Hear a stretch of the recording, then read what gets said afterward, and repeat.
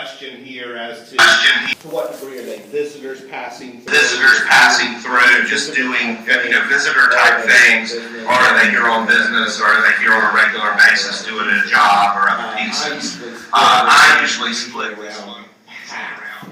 3% of the customers from Massachusetts, 2% from New York, 8% from other states. We have some New Mexico and California, and then 1% from foreign countries. So when we add up that, we're looking at 9, 11, 14, and then we put somewhere in here, we've got about 1 in every 5 customers is a visitor in an off time in October. That is significant. If we were to have done this survey at peak foliage season, or had done it in the middle of the summer, that visitor count would have increased significantly. So Brandon, Vermont is in a very important position, and it's a luxurious position, but it also has inherent with it challenges. Your downtown is serving 3 customer bases. One is the local resident who lives right here. They're your most reliable and consistent customer. The second is the regional customer. To me, in looking at this chart, I see that as your biggest opportunity to capture the Rutland resident, the Middlebury resident, who in a short drive can be in a completely different place and enjoy a wonderful Saturday afternoon or a splendid Thursday evening and enjoy what you have to offer. So that's an opportunity, and certainly the visitor plays a key role. In your prior study, you did define your trade area using a drive time, a 20-minute drive time. I like using drive time studies. They work very well, except when you have larger markets nearby. So you'll note on this drive time study, you get close to Proctor, and you get close very much just off the page here, we're getting up to Middlebury. We're not including Rutland or Middlebury in that 20-minute drive time, but it's a bit of a bigger trade area that you can rely on based on the zip code data we collected.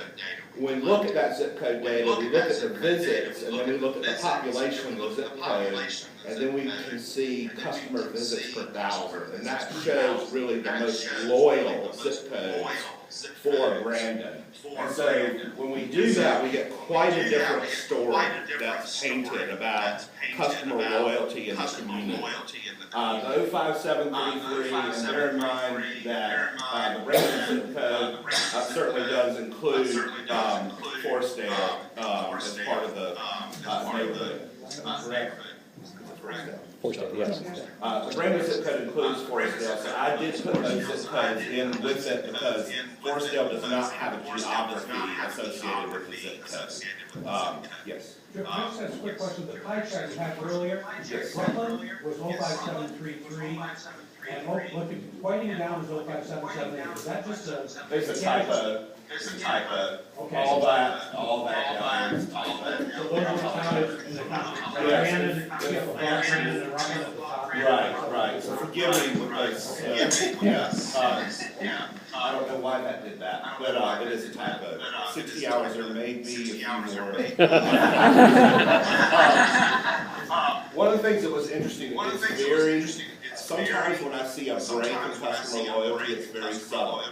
This is not a subtle break. 115 visits per 1,000 residents for 05733, and then go hug someone from Whiting.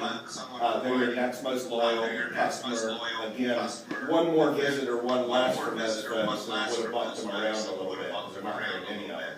But you jump from 115 visits per 1,000 down to 19 visits per 1,000. And then 18 for Salisbury, 13 for Pittsburgh, and 12 for Warwick. And then you make a massive jump again for Castleton, and then Middlebury at 3 visits per 1,000, and Rutland at 2 visits per thousand. So I've constrained your trade area back to just looking at the 05733 zip code.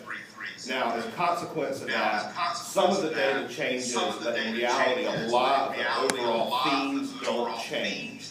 Because in the 20-minute drive time trade area, we really weren't pulling in a lot of additional retail activity because a lot of that was rural infrastructure.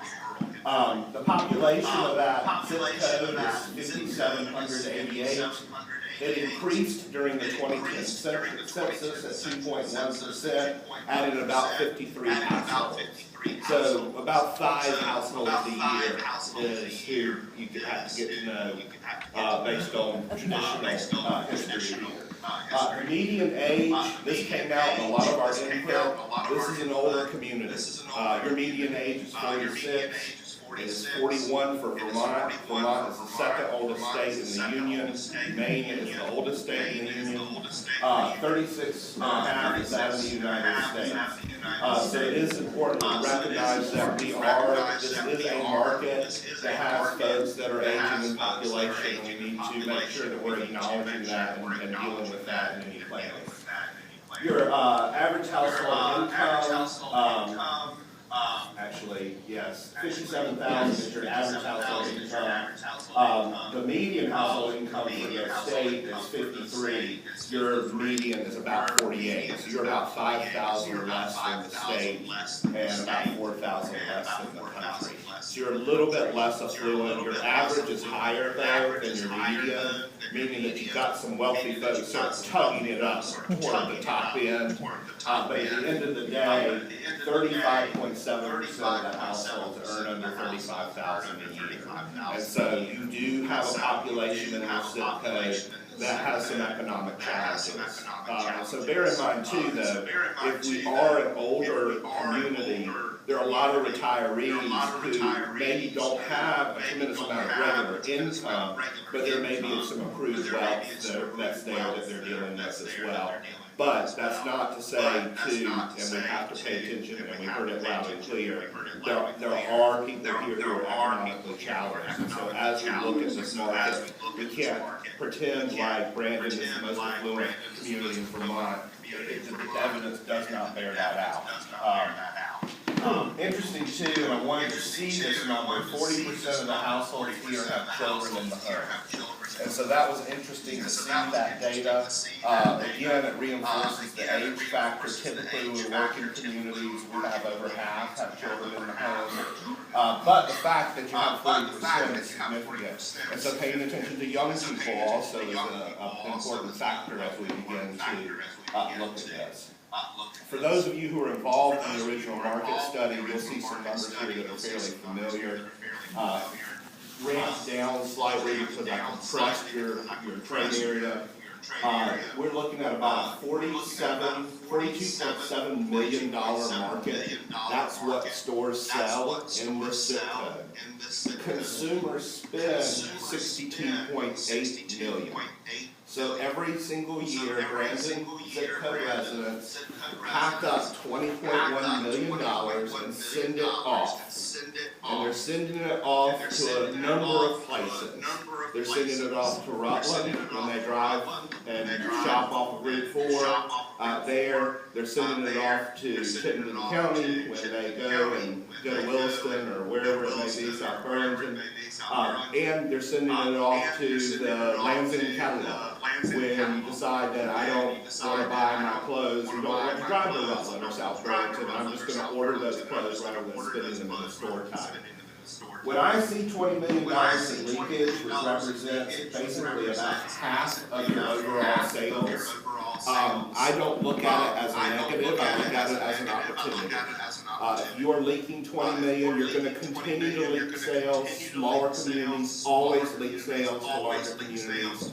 But if you just got one in every $10 back, we're looking at $2 million worth of additional retail trade here in Brandon.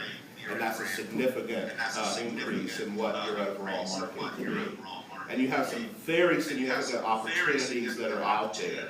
Again, in your prior market study, this study affirmed this. There are certain things where you do very well. You do well in the hardware and lawn and garden categories. I believe you do well in the liquor category. There are a few that you do some, and you do well, and this is an important one, in the used merchandise category, which is a further indicator. Typically, locals don't buy used merchandise locally, but visitors come and buy that, so the fact that you're importing that category is good. Where I see your key retail opportunities is a continued dining cluster. You're leaking sales in dining, even though you have fabulous dining already. We see dining as a cluster that it grows in itself. Communities that have restaurants tend to attract more from the region. I think the best example we've worked in the state is Waterbury, where the dining cluster has emerged as a very significant cluster for them because they're positioned strategically between Montpelier and Chittenden County, and they're getting folks that are coming from both of those metro areas into Waterbury to eat. There's a food opportunity here where you're leaking sales in food. The leakage in food does not, and I know there's been a lot of talk about it, we once had 3 grocery stores and now we have 1. The whole grocery store industry has gone through a dramatic upending nationwide. Vermont has been a particular victim of that because what's upended it nationwide is Walmart. Well, Walmart is not prevalent in Vermont as it is in other states, but the grocery store chains still are suffering from that retooling. There's not enough leakage to support another full-line grocery store.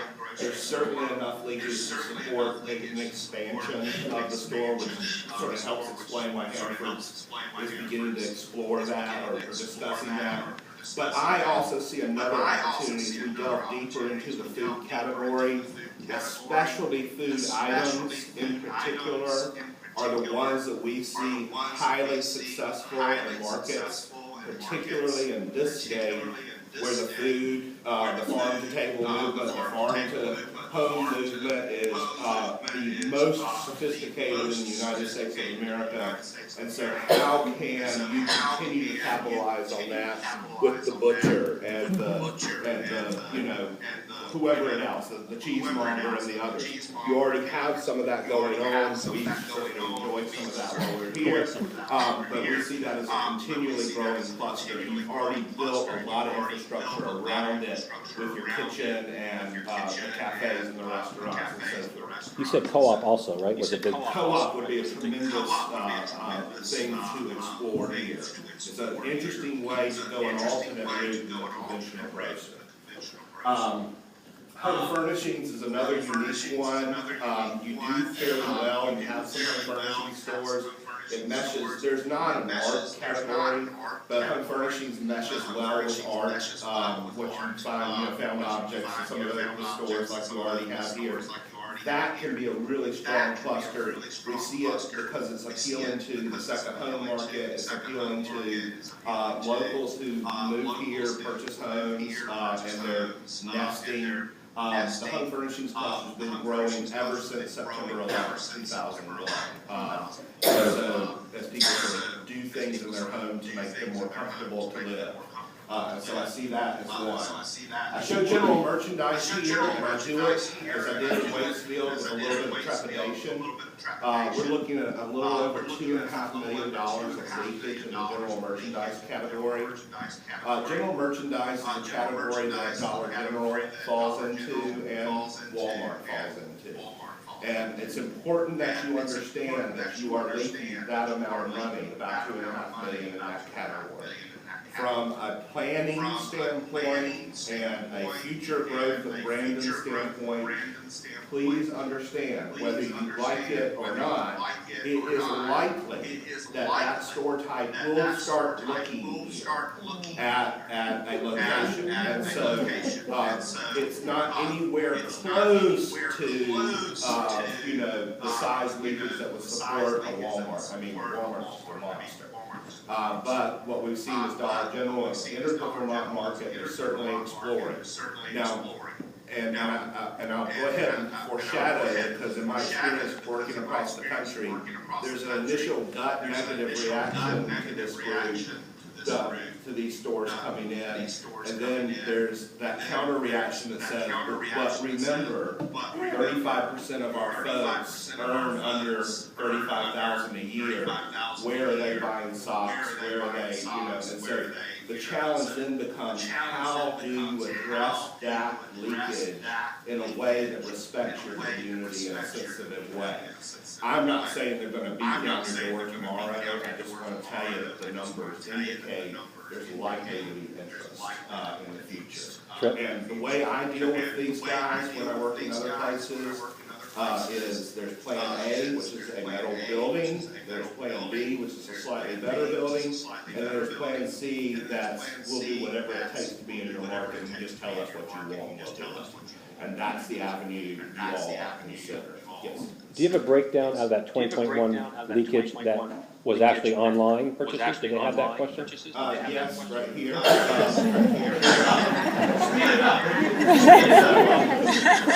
I'm not going to go into the detail here on the out-of-store purchasing piece. It's a weird one because you see what consumers would typically spend in out-of-store locations. I actually did suppress it for this chart because the demand and supply don't work unless you've got an Amazon warehouse here.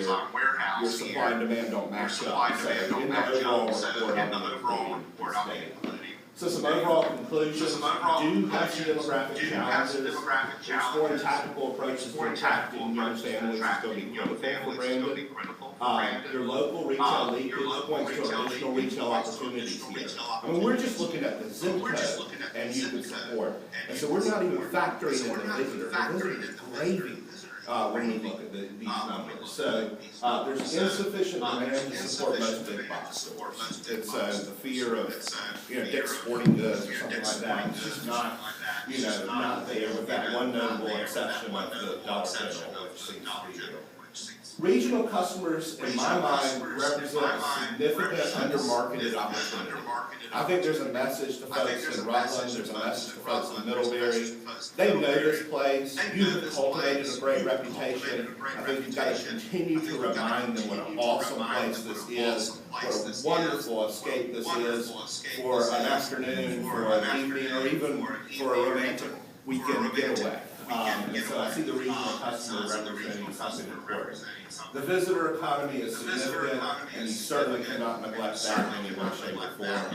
When I see 1 in 5 customers in late October in Vermont, I definitely see indicators that visitor economy is more robust, in higher season. So we have 6 emerging themes, and the rest of the team will be talking about some of these. One, we're talking about creating this whole idea of a civic core, capitalizing on the historic crossing, where the town hall, the town offices, the Marble Bridge intersect the Seminary Street.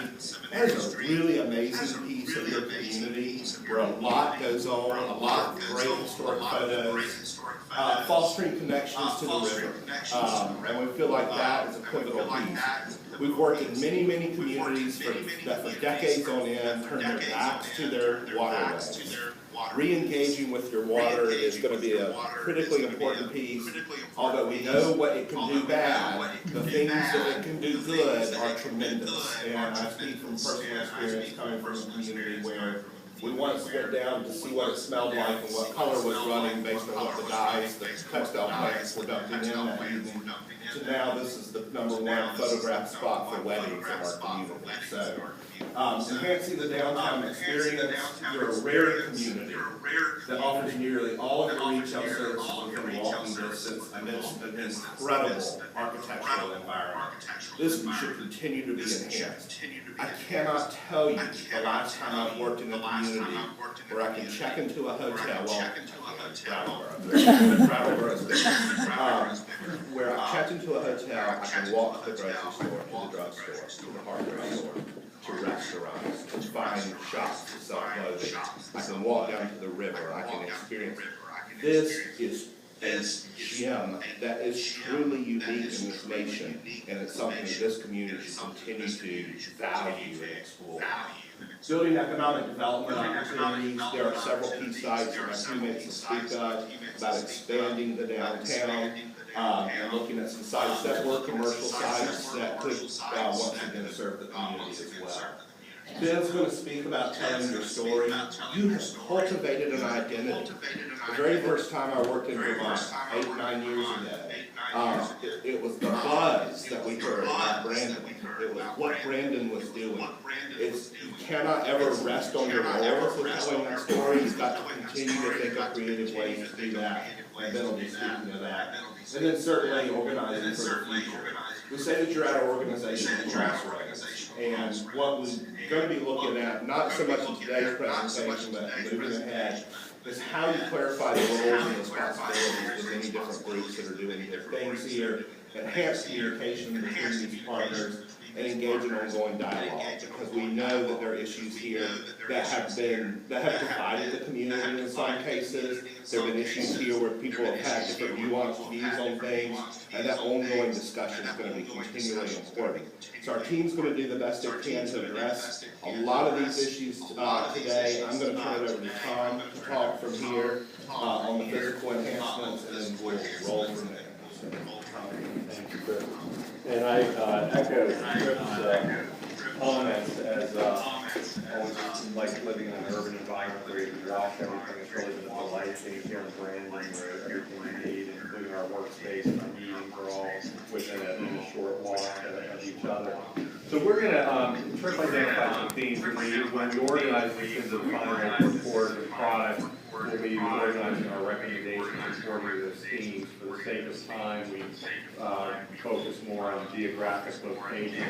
And so we're going to hit on some of these things of the overall town character, give an overview of the town core master plan, and then talk about some of these specific districts.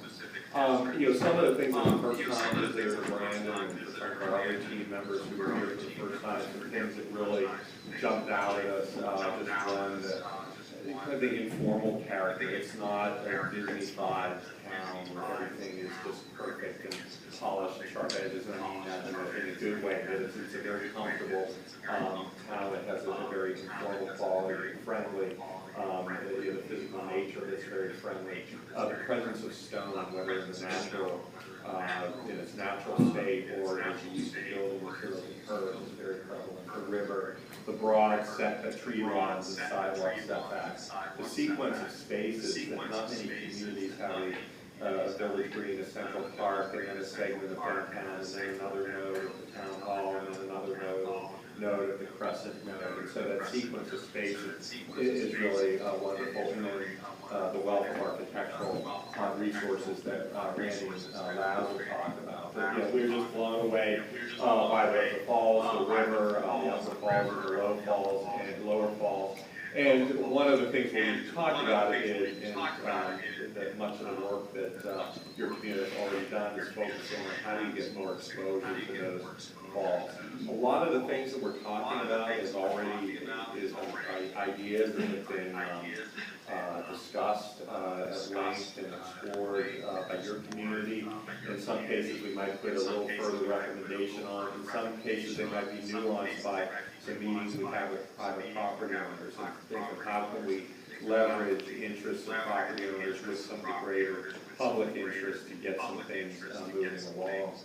Again, the stone from the natural state too, the use of the stone curves. In some cases they're somewhat hidden, but the marble curves, I have not been in the community with marble curves before, and they're just a real gem. And a lot of people might take them for granted, but for someone that comes from concrete curb land, they're quite special.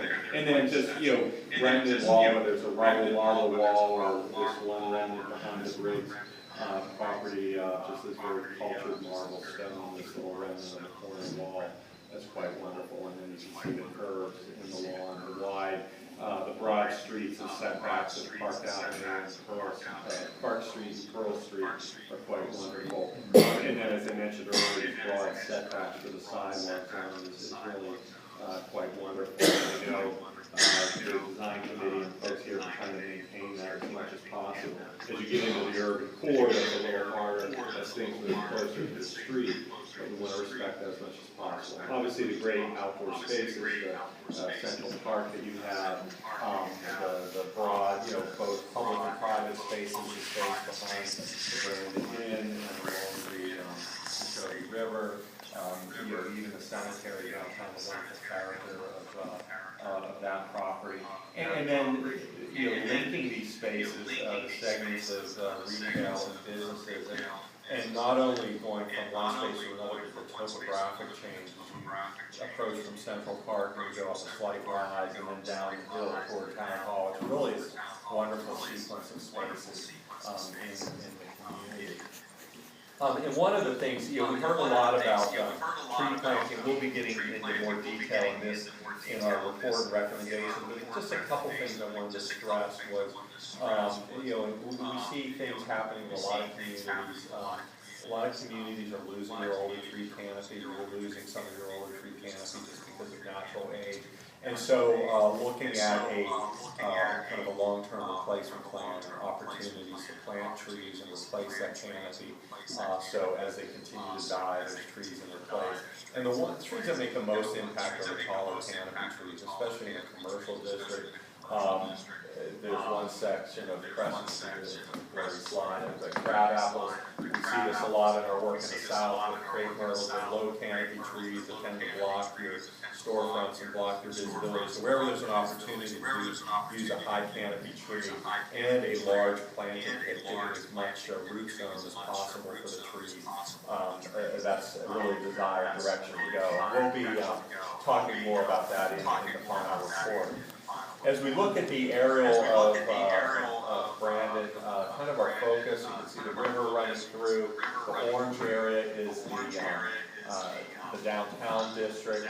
And our work this week is focused on what we're calling the railroad district that's outside of the downtown, but there's really some exciting things happening with the Visual Learning Center, is that it? Visual Learning Center, the Granary, the Boys and Girls Club. There's real momentum happening down there that we think are some great opportunities. Then also the Central Park node, where you've obviously had a lot of discussion on the Segment 6 plan, and then the Town Hall with access to the river, the town office building, and the rebuilding of the bridge. We know you did a lot of work on the Crescent Park node. We really haven't focused on that in the past couple days. For the railroad district, I think one of the big opportunities there is to build on the momentum of some of the wonderful things happening there with the Granary, the Boys and Girls Club, and then there are several infill opportunities. We met with Stephanie to look at her properties. They have some additional properties they acquired in Macon and Mason, some parking opportunities, but they could provide some long-term infill development opportunities. We heard the other night the desire to increase opportunities for living within the downtown or near the downtown district, and these present some opportunities. So this is a really just a quick rough sketch. This is the greenery right here, the railroad, the Visual Learning Center. The dark red represent really some long-term infill opportunities. There's quite a few down in this area. This is Union Street and Railroad Street, and quite a few opportunities for some infill development. We talked with Stephanie about just some minor opportunities for improvements to the property. And it's a very, the tree cover here is very light, it's very vast and open. And we talked about just some opportunities to some of these parking areas that lead right out into the pavement here, into the Boys and Girls Club, of just integrating some street trees in there that you can park in between.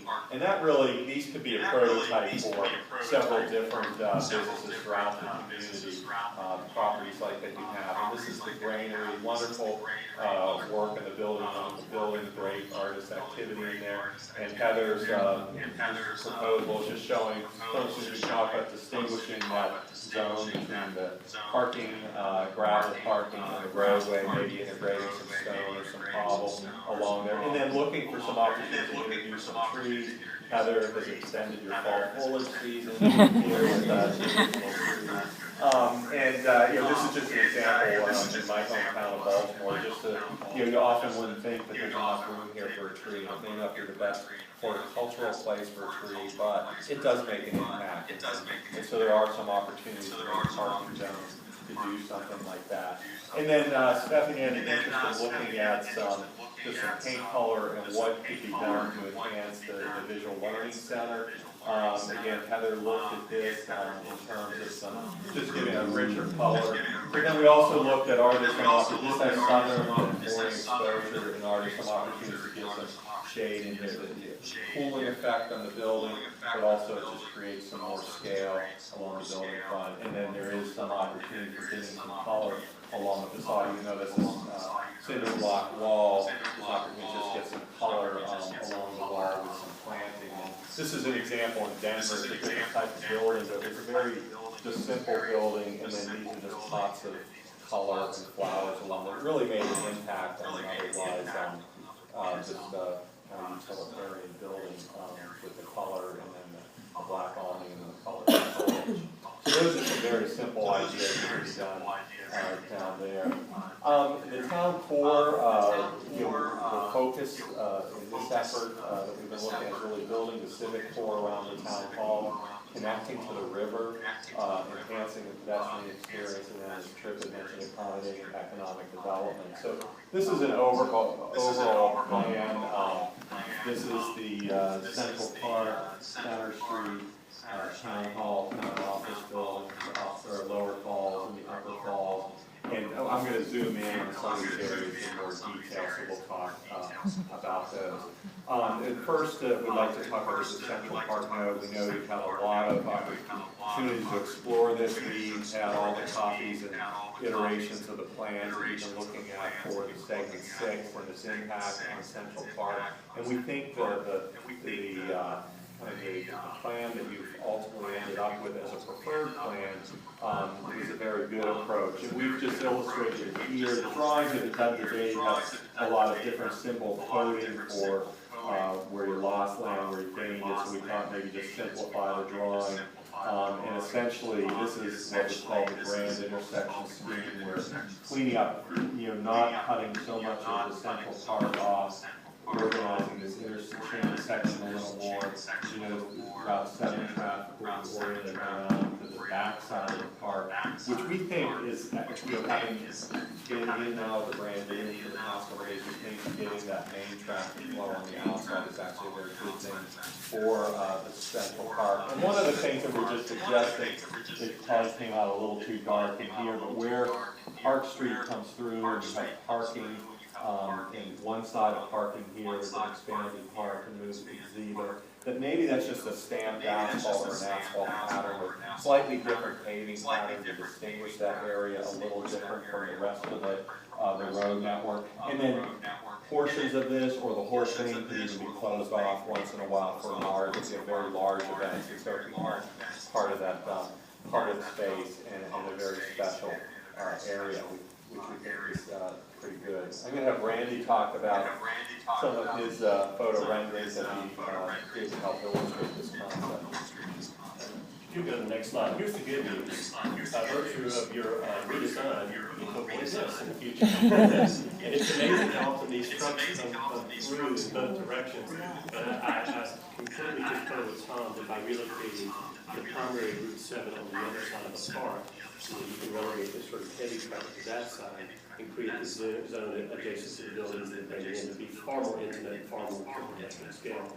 So if we go back to our existing conditions, in the next slide is kind of the first draft, and of course, some of the features that the plans you've been working on contain that we've illustrated here. First of all, is this connection of the two pieces of the park. So now you have the Central Park that extends to join where the Brandon Monument is, sort of at the threshold of Park Avenue, that's the Park Street, if you will. Additionally, as Tom alluded to, we've got crosswalks at key locations. And the whole really wonderful aspect of narrowing the road. Tom, could you go back and come forward real quick?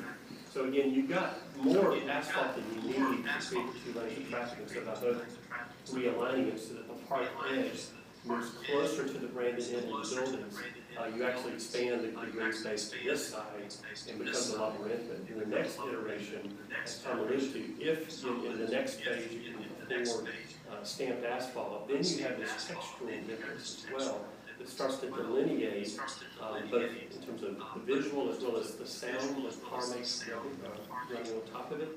that while a car is permitted here and can access this area, it's really designed to be given over to pedestrian.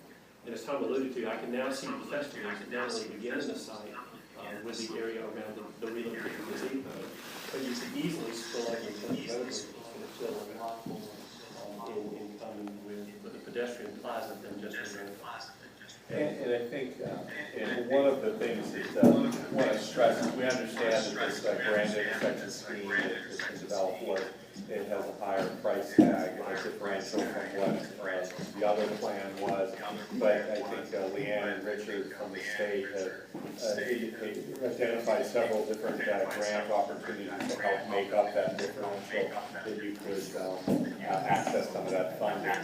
And it's also why we chose to review the next year maps and why we chose to render this view, because this occurs no matter either of the 19 options I'm just kind of but you know, all the different options that have been studied for the opposite side of the park.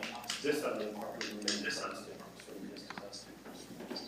Thanks. And then just some examples of, this is Unionville, Ontario, and they did just a gray, but it's a stamped asphalt, so it just distinguishes one zone from the main roadway, and so it kind of eliminates that problem where everything just bleeds together and it's not clear, so there's opportunities to do some of that. And of course, we have this wonderful architecture and the facade architecture and the little space of these buildings that provide such a wonderful backdrop to the park itself.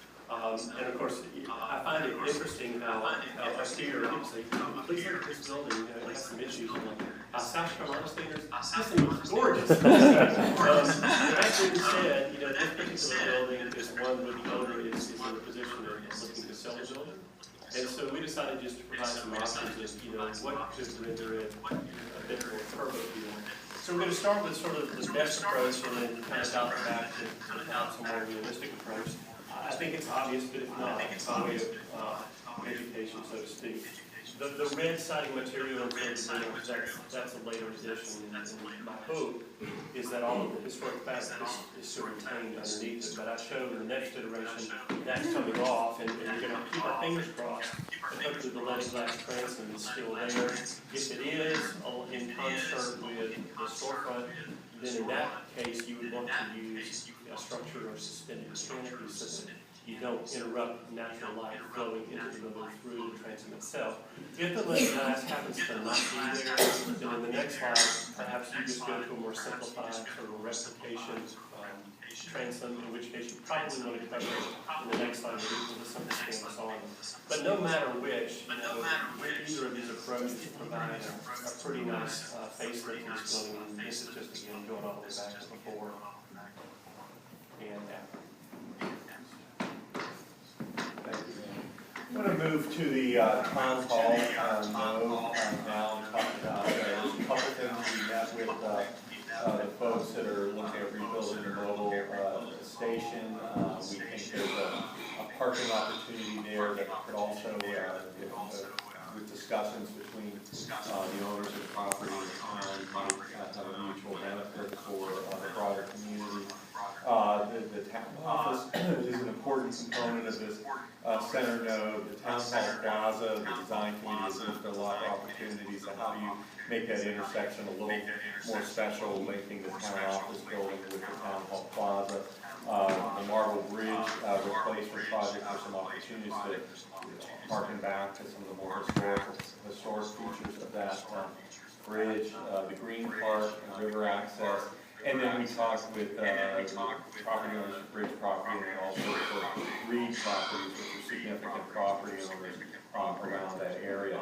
So if we look at kind of the node, just to get you oriented again, and this is the Lower Falls Cummins Square? Center Street and Center Street Town Hall, Town Office Building. And a couple things that just to orient you, this is the dark red represents the new mobile station.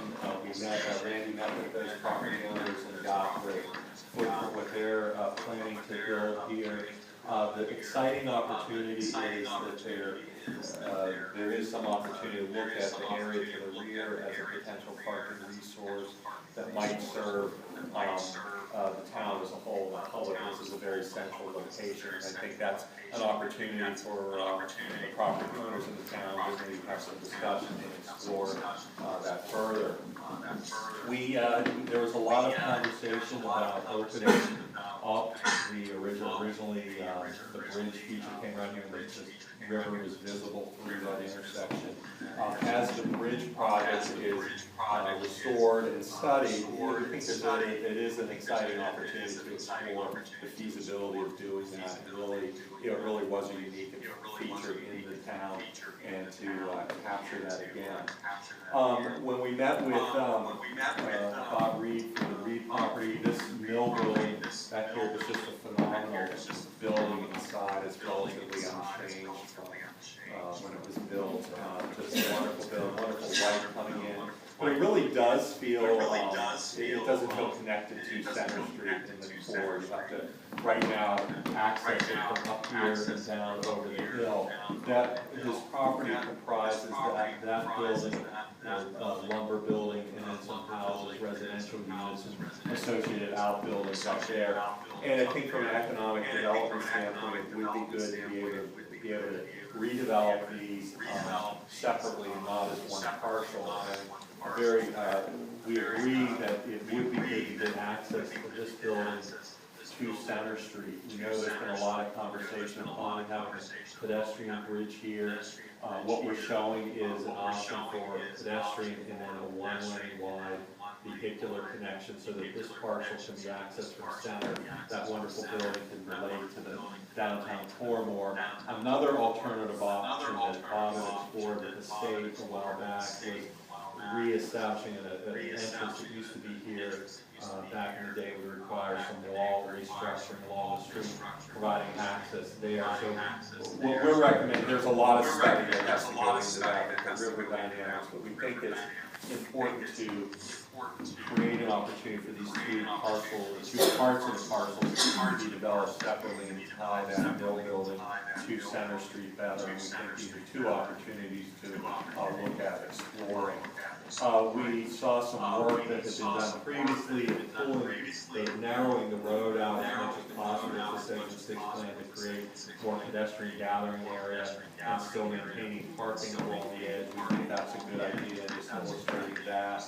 We're showing here that there's opportunity to create some lawn terraces that relate to the stream and the falls, providing, this is the bridge is available from the state, and we're recommending that this is a location, this is one of the locations shown on the Gateway Pedestrian Greenway linkage plan, to get that established to really open up the opportunities to get exposure to the lower falls and connect back to Greens Park and to Briggs Lane.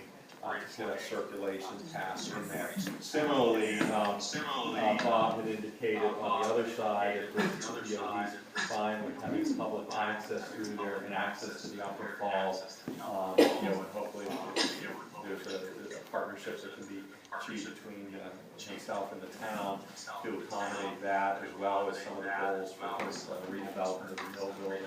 That would be great. So you have these two wonderful resources that can be fairly early on a tight connection and exposure with the pedestrian access.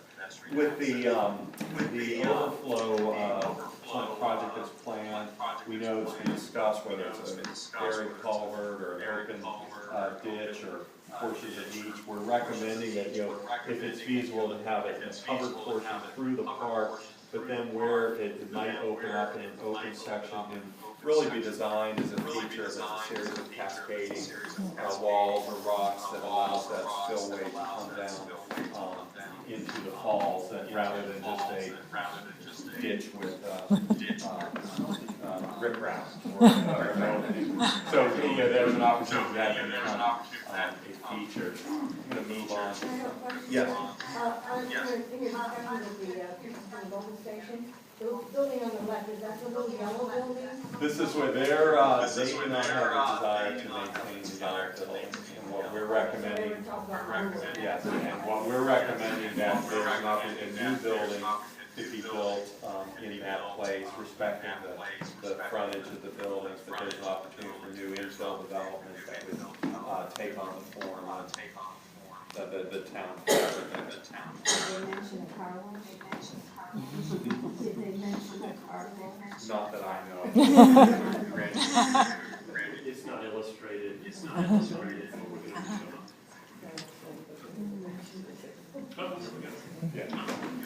As Tom mentioned, I had the privilege of meeting with the owners of the mobile station. And of course, we have a building, extremely active use. It took me about 10 minutes to be on the phone directions with a car.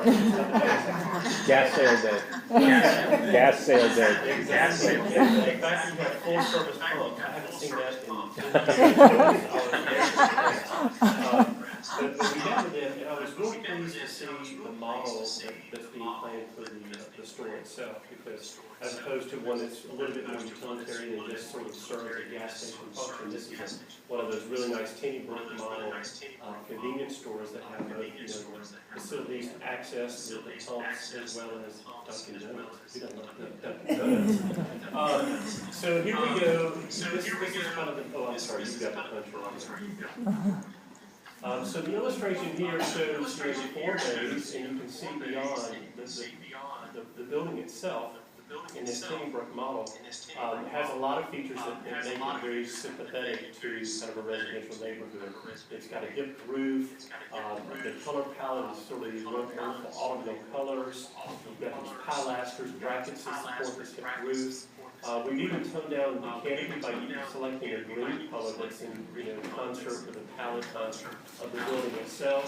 And you can see the new infill building goes back far in the form of the existing yellow building. Why would you tear down a storage building and put a Cleveland storage? You'll have to address that with you. Why not put something more modern? This is what they want. Yeah. So, but if you just go back and forward, here are existing conditions. So, Blake, you're saying you suggest that if your new building goes into place, you put something that's more. Keep the historic Well, building. did you discuss this in the tax codes that could be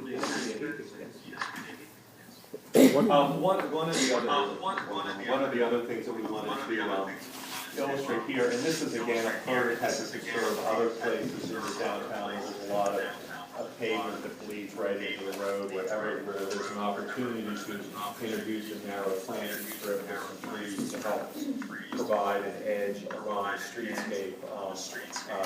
That should be explored wherever possible.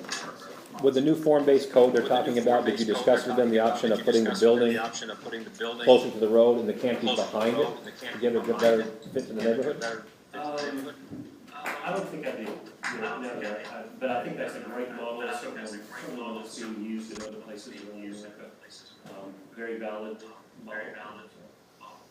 I think they would be open to discussing.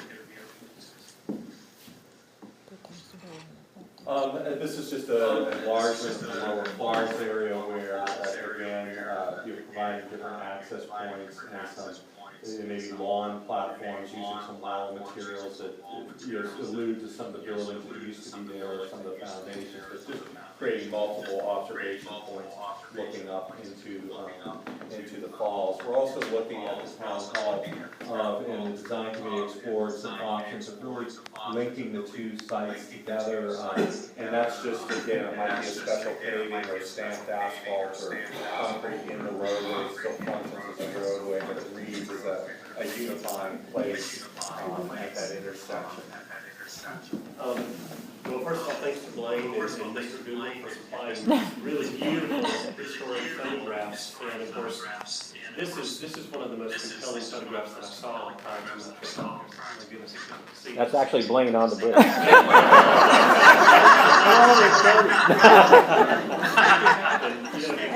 So if we go to the next, of course, this just brings us up to our sort of present day conditions. And thankfully, you can still see some remnants of the original arched marble bridge beyond the later addition of the structure. And of course, you're sitting in a very blessed situation, the fact that you own the roadway, you're about to do some reconstruction, so if you so desire, it could exist for you to restore it back in the next slide. We're moving that to expose the historic bridge. If you go one more slide, well, actually go back. Obviously, part of the reason the additive part added additional width for the sidewalk. And so if you were to go back to this space, this is the blue side, and so you would have to figure out ways to continue the sidewalks. There are a number of different ways that you run it. The slides you're about to see are not the ideal because you can't find the exact one. But in the next slide, there are ways in which different structures have added cantilevers to the side and allow a sidewalk to be constructed atop that. And of course, if you choose, some very frilly structure, whether it's wrought iron brackets and wrought iron handrails, then it can almost create this sort of ornamental addition on the side of the bridge that allows you to have these things, both pedestrian circulation on the sidewalk, amazing views for the falls, but also the restoration and exposure of the historic marble bridge. And I'll verify that Randy worked tirelessly trying to find an example that you can Photoshop onto the marble bridge. But Just didn't need bridge.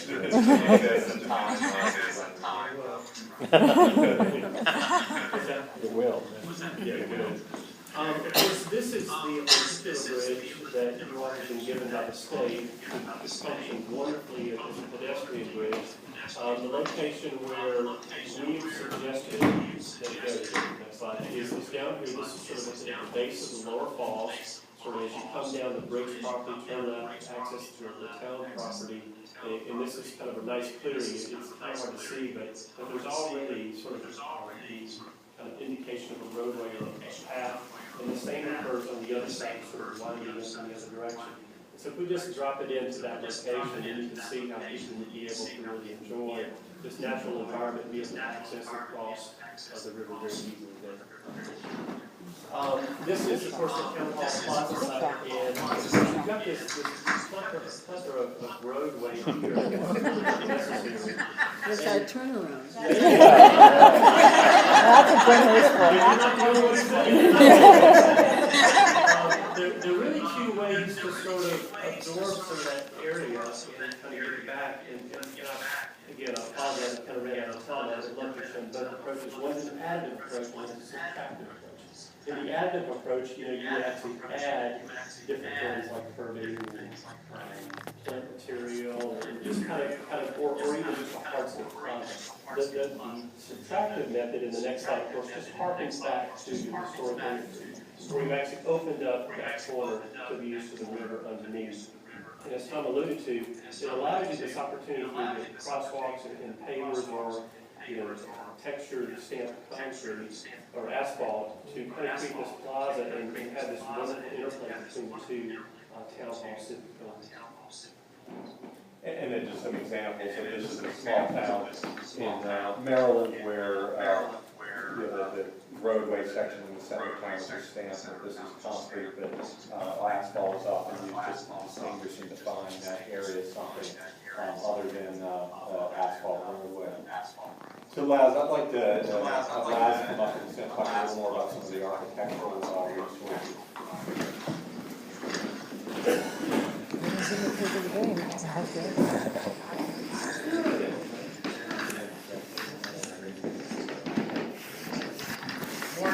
Morning. I've been traveling to Rutland for the last 10 years. I have a client there who's been very good to us. So I've been going down almost once a week. What it's done is allow me to go through the branch, and you really have a special class. The architecture is just wonderful. There's a nice collection, whether it's the church, the town hall, the town offices. And as you experience going through Rutland, every time you're forced to change your orientation, there's a monument, there's a building, it's just really, really sweet. And again, it's a wonderful collection, the streetscape, you really enjoy walking on. And your buildings are the first thing people see. That's what says what you're about. You just have a wonderful collection. It's your sense of place, your character. Part of the building, though, is you have to maintain. And maintenance is preservation. Maintenance is the least expensive option when you maintain your building. If you don't maintain your buildings, they're going to disrepair, they take away from their presence, from the character, and of course it costs more to rent it. I'm just going to go real fast through this. Reproaching mortar joints is probably one of the most important things you can do for building. It's probably the job that gets screwed up. Especially through the houses. Makes it easy to come after that, right?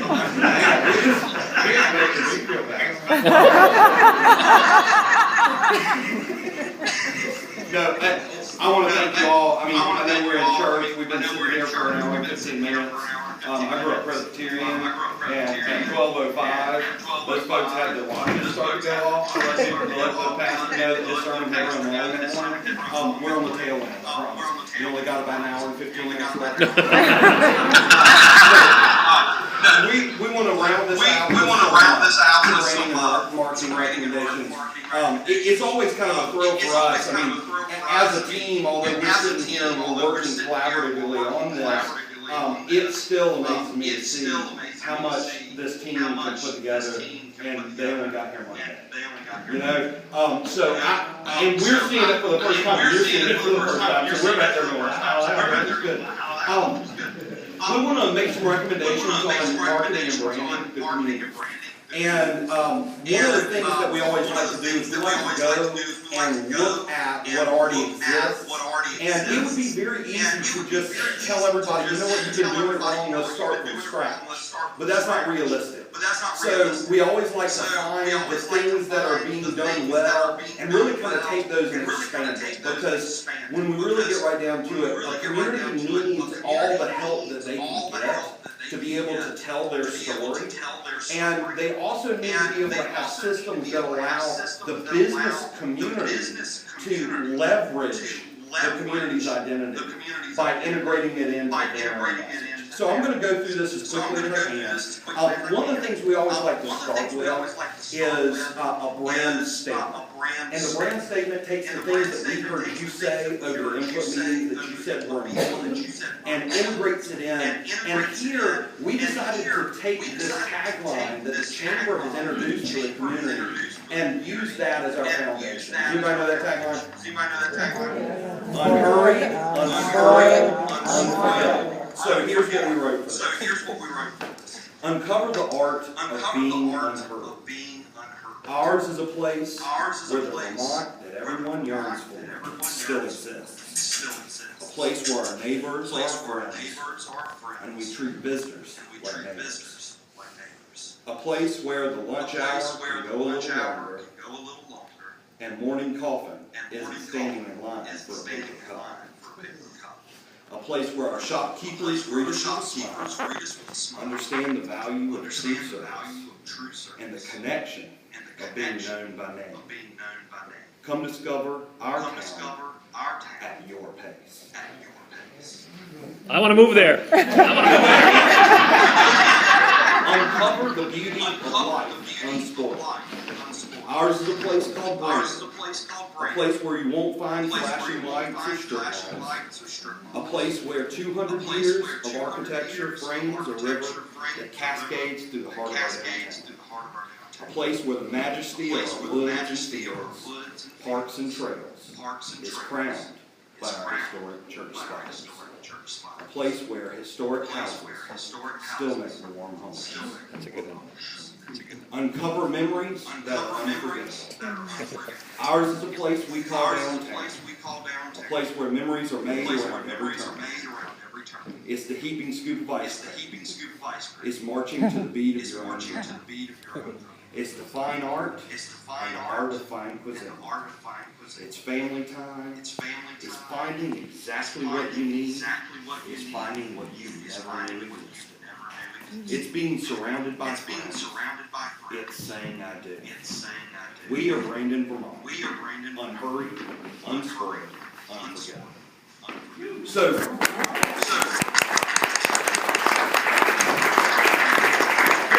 is the logo system that the chamber had introduced. And what they really did was they created this logo and they made a version that says Brandon, Area Chamber of Commerce. And then they also did one that says Brandon, Vermont, and has the tag.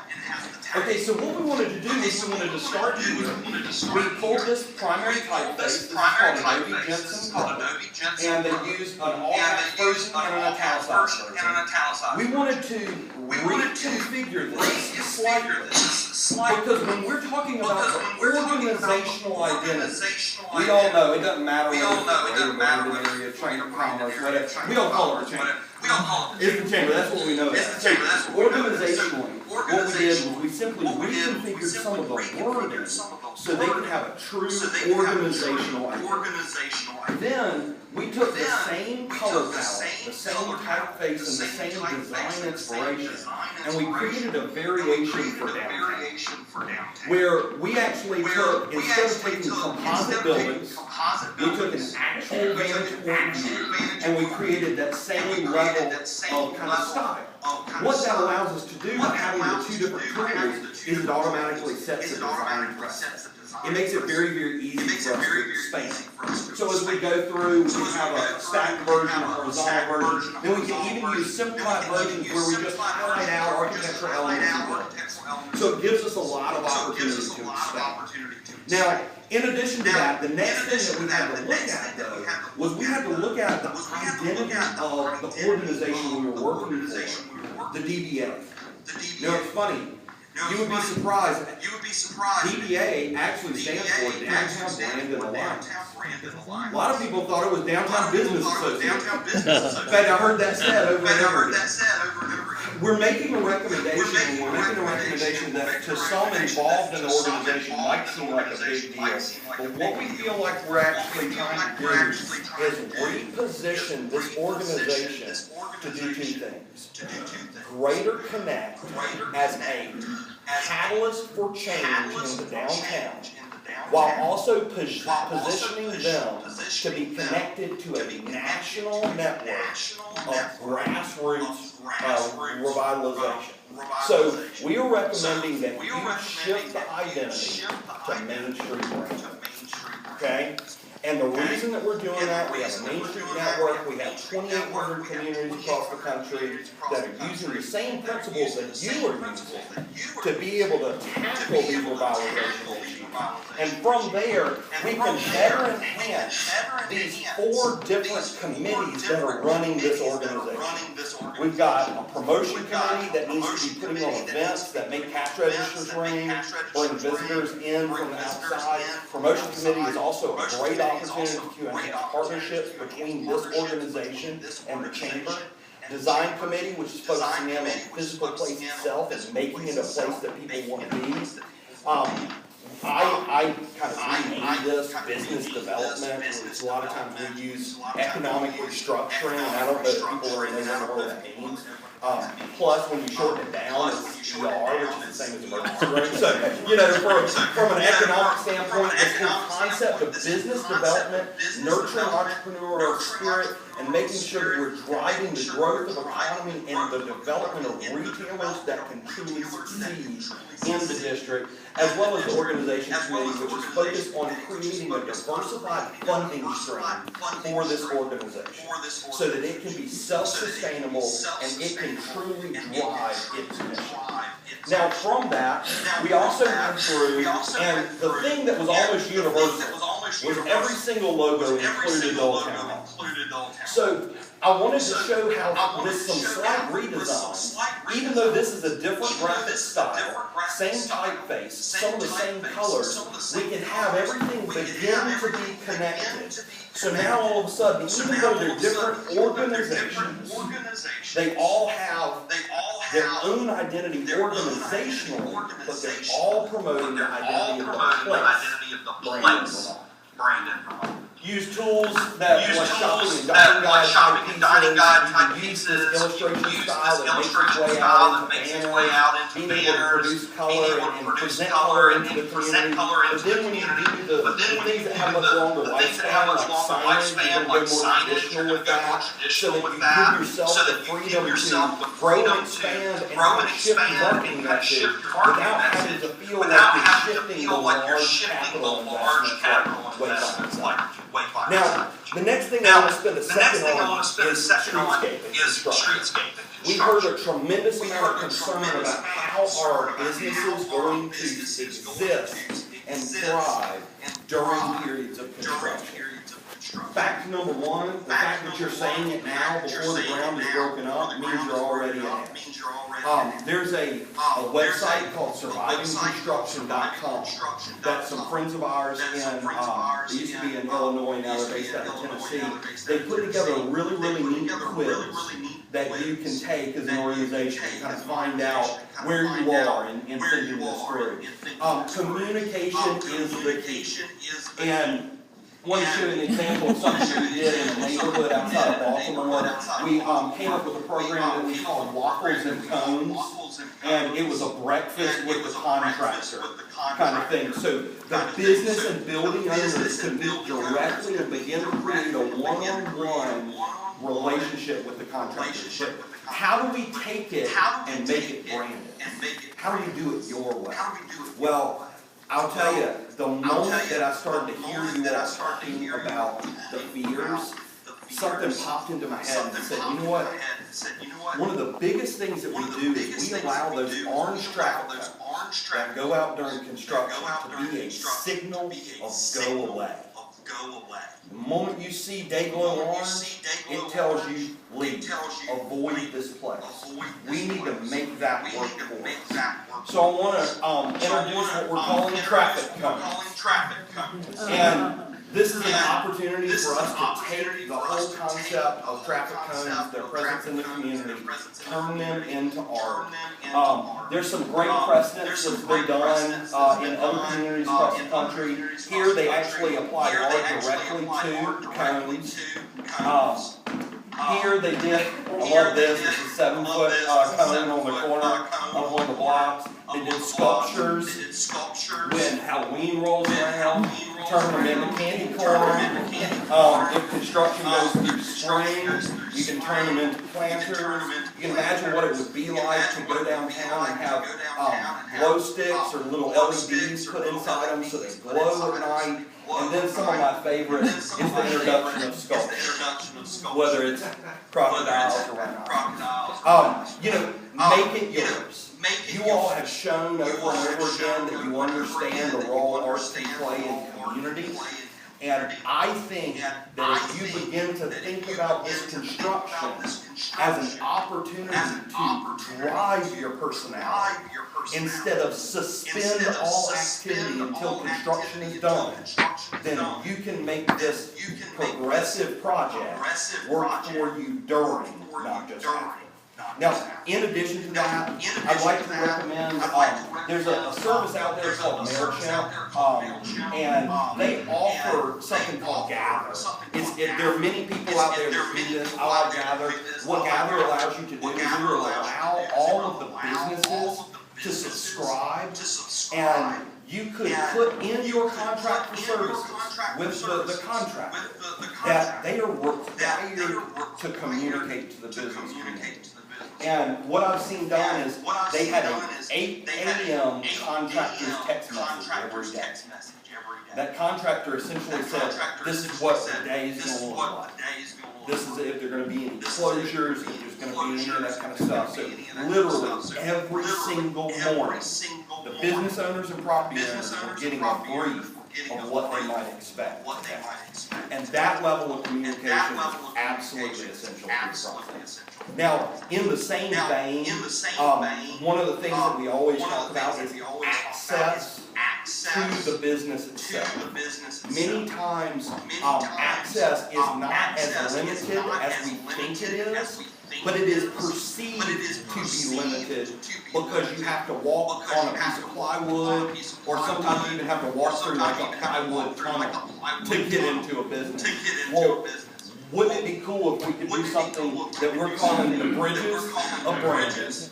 Take advantage of the whole connection of trying to unearth Marble Bridge, but also creating the opportunity, and this is the only thing I can find quickly, but I think you can kind of think in your mind, wouldn't it be cool if you had different people that are just creating these cool entry points into the businesses that looked like bridges, that were decorated, they had life to them, so it was a different treatment than simply dropping down a 4x8 plywood sheet.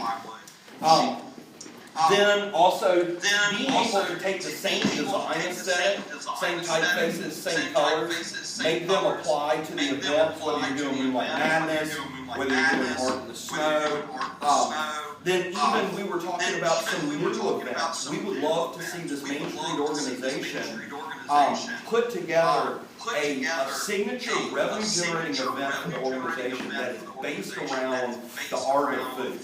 And I think we came up with that because we all like to eat so much. But we're calling it creative, and it's this opportunity to really celebrate all things together. You can do some really fun stuff with it. You know, after you create this foundation with the typeface and things like that, you can see where amenities in the community might tie into that. I had an opportunity to visit the folks out at Compass, and was very impressed with what's happening out there. And it's absolutely okay for them to lean on certain design cues, whether it's typeface and things like that, to connect. There's nothing wrong with private sector connecting with the public identity. And then I want to round it out just with some images, and I'll go through these really quick because I know we're at 1:30 already. But being able to tell your story, showing the imagery, all these ads were taken in the last 3 days, and you can see, you can go through, and whether it's Unhurried Pace, Unforgettable Art, you can see where this makes a really bold and confident statement about Brandon and about what you have to offer.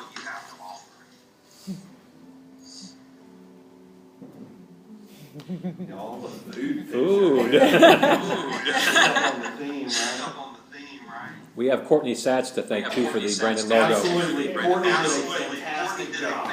So with that, I'm going to turn it over to next steps. We've kept you over, we're eager to hear feedback so that we can do refinement. We are going to be delving very deeply in the coming weeks into the funding options for these. Again, as I said in the first meeting, we don't want to make any recommendations where we're not identifying the funding sources and the time frame and the responsible party. A critical part of this is prioritization of projects. You all have a lot of irons in the fire in Brandon already with the 7-6 project and so forth. And so what we want to make sure we're doing is we're dividing this into 3 time horizons. What ought to happen in 2014, what happens in 2015 and 2016, and then what happens from 2016 on to 2020. So that you can really understand that this is an elephant that you eat one bite at a time. It's not something you can do all at once. That will be put into an implementation matrix. We'll be preparing a report, and perhaps most importantly, from the funding standpoint, is that we will be with you to work with you through the grant assistance for phase 2. The state of Vermont has been awarded additional funding from the federal government to implement some of these recommendations. And our task is to work with you all on helping you submit the grants, pick the projects that you think are most important, and get that grant money for you so that you can implement some of these recommendations. So we've kept you over. It's been a very rapid and intense 3 days for us. Your input, the prior work that you all have done has been our inspiration.